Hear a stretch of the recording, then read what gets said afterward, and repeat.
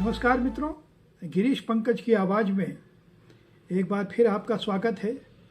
आज मैं इज़राइल और हमास के बीच में हो रहे संघर्ष को लेकर के बात करना चाहता हूँ। ये संघर्ष नहीं है, यह एक तरह से युद्ध है और मैं हैरत में पड़ जाता हूँ कि इस्लाम को मानने वाले हमास के आतंकवादी किस तरह से इजराइल पर हमला करके वहाँ की माँ बहनों के साथ बर्बरता कर रहे हैं। और कमाल यह है कि अल्लाह अकबर के नारे लगाते हैं और बलात्कार करते हैं। जिसके हाथ में कुरान हो तो उसे तो पाक साफ व्यक्तित्व हो जाना चाहिए, उसे ईमान की राह पर चलना चाहिए। लेकिन आश्चर्य है कि वो आतंकवादी अल्लाह के नाम पर खून खराबा कर रहे हैं। न जाने कितने लोग अब तक मारे जा चुके हैं और युद्ध लगातार जारी है। तो इस्लाम के मानने वाले इस निम्न स्तर पर उतर करके किसी दूसरे देश पर हमला करें तो मुझे इस बात को लेकर के दुख होता है कि जो धर्म ग्रंथ है हमें जीवन जीने की तमीज़ सिखाते हैं, जो धर्म ग्रंथ हमें मनुष्यता का पाठ सिखाते हैं, उसी धर्म को मानने वाले लोग अगर आतंकवाद के पक्ष में खड़े हों, दुनिया में आतंक फैलाएं, तो इसे क्या कहा जाएगा। हमास के लोगों ने यही किया। अल्लाह अकबर का नाम लेकर वह इजरायली माँ बहनों के साथ बलात्कार कर रहे हैं, उनकी हत्या कर रहे हैं। और सबसे दुर्भाग्यजनक पहलू यह है कि हमास के पक्ष में अनेक मुस्लिम देश खड़े हैं। पाकिस्तान जैसा चिरकुट देश तो खैर खड़ा ही होगा, लेकिन दूसरे देश भी खड़े हुए हैं। ये अच्छी बात है कि अरब अमीरात ने हमास का विरोध किया है और भारत जैसा शांति प्रिय देश तो खैर इजराइल के साथ ही है और उसने युद्ध का विरोध किया है। अमेरिका ने भी इजराइल को हथियारों की मदद देने की बात की है। दुनिया के कुछ दूसरे देश भी इजराइल के पक्ष में खड़े हुए हैं। सबसे बड़ी बात यह है कि अगर धर्म का नाम लेकर कहीं कोई हिंसा होती है, हत्या होती है, बलात्कार होता है, तो हमें सोचना पड़ेगा कि ये किस तरह का धर्म है जो लोगों की हत्या करके भी स्वर्ग की या जन्नत की कामना करता है। इसके पहले भी हमने देखा रूस और यूक्रेन में लंबे समय तक युद्ध चलता रहा और अब इजराइल और हमास के बीच में हमास ने जब इजराइल पर हमला किया, वहाँ की माँ बहनों के साथ दुराचार किया, तो इजराइल ने भी उसका मुंहतोड़ जवाब दिया। और ये संघर्ष, ये युद्ध अभी लगातार चल रहा है। और जैसा कि इतिहास बताता है कि पिछले 50 सालों से इजराइल और हमास के बीच में कटुता फैली हुई है। और ये भी कहते हैं कि शायद 35 एकड़ की ज़मीन को लेकर के यह संघर्ष अब तक चल रहा है। युद्ध मानवता के नाम पर कलंक है, मानवता के नाम पर धब्बा है। पूरी दुनिया पता नहीं कब युद्ध विहीन होगी। इसको लेकर के मैंने जो एक कविता लिखी है वह आपके सम्मुख प्रस्तुत करना चाहता हूँ कि युद्ध क्या है। मानवता की छाती पर एक कुष्ठ है युद्ध। युद्ध वही करता है जो अपने आप से है रुष्ट। युद्ध और कुछ नहीं, अपने गुरूर को दिखाने का एक घटिया तरीका है। युद्ध इंसान ने किसी शैतान से सीखा है। युद्ध कमजोरों को सताने का एक जरिया है। युद्ध और कुछ नहीं, एक सामंती नजरिया है। युद्ध तरह तरह के हथियार रखने की गर्मी का नाम है। युद्ध वही करता है जो पहले से बहुत बदनाम है।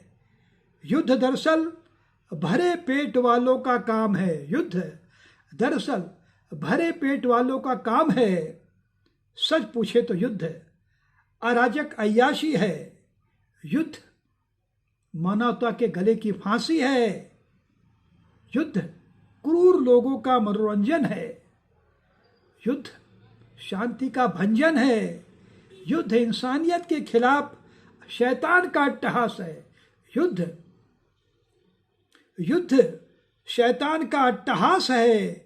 युद्ध करने वाला तो जीते जी एक लाश है। पूरी दुनिया को अब शांति की तलाश है। संयुक्त राष्ट्र की मुंडेर पर बैठे एक श्वेत कपोत ने उस दिन गुटरगू करते हुए कहा, दुनिया में उसी दफे सच्ची शांति आएगी, दुनिया में उसी दफे सच्ची शांति आएगी जब हथियारों की सारी खेप सागर में समा जाएगी, सागर में समा जाएगी।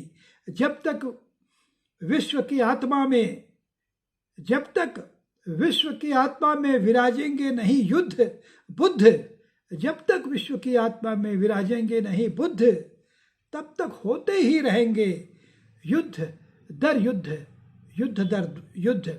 आज मैंने फेसबुक में भी युद्ध को लेकर 3-4 दोहे लिखे, वह भी मैं सुनाना चाहता हूँ। जिस बात को लेकर मैंने अपनी कविता ख़त्म की, उसी बात को लेकर के मैंने दोहे लिखे। वह दोहे, वे दोहे आपको सुना रहा हूँ, सुनिए। अगर हृदय में बस गए, अगर हृदय में बस गए महावीर और युद्ध बुद्ध, अगर हृदय में बस गए महावीर और बुद्ध, नहीं कभी भी हो कहीं किसी तरह का युद्ध। मिलजुल करके हम रहें, कहें यही एक बार, अलग अलग है देश पर विश्व एक परिवार, अलग अलग है देश पर विश्व एक परिवार। जाति धर्म भाषा अलग मगर सभी जन एक, जाति धर्म भाषा अलग मगर सभी जन एक। अमन चैन होगा तभी जब विचार हो नेक, जब विचार ही नेक नहीं है, हमले की मानसिकता है, तो युद्ध तो होना ही है। जाने कब मर जाएं हम, क्षण भंगुर संसार, इसीलिए करते रहे हम आपस में प्यार। और अंतिम दोहा, कोई छोटा ना बड़ा सबका हो सम्मान, कोई छोटा ना बड़ा सबका हो सम्मान, यही मंत्र अपनाए हम, सबका हो उत्थान, सबका हो उत्थान।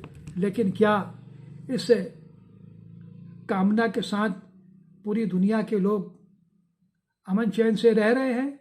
खासकर इस्लाम को मानने वाले देश क्या कर रहे हैं? पाकिस्तान को हम देख रहे हैं, एक इस्लामी व्यक्ति दूसरे इस्लामी व्यक्ति की हत्या कर देता है, मस्जिदों में बम फोड़ते जाते हैं, अचानक कहीं भी विस्फोट हो जाता है, सैकड़ों लोग मर जाते हैं। हमास के लोग इजराइलियों पर हमला कर रहे हैं, क्योंकि वहाँ यहूदी भी हैं, कुछ मुसलमान भी रहते हैं, और अल्लाह अकबर का नाम लेकर के वहाँ के अनेक लोगों की वे हत्या कर चुके हैं। ऐसे समय में मुझे लगता है संयुक्त राष्ट्र संघ को हस्तक्षेप करना चाहिए और फ़लस्तीन का पूरी दुनिया को बहिष्कार करना चाहिए। बातें बहुत हैं, समय भी काफ़ी हो रहा है, 9 मिनट की बात मैंने आपके सम्मुख की। किसी और मुद्दे को लेकर के फिर आपके सम्मुख प्रस्तुत होऊंगा।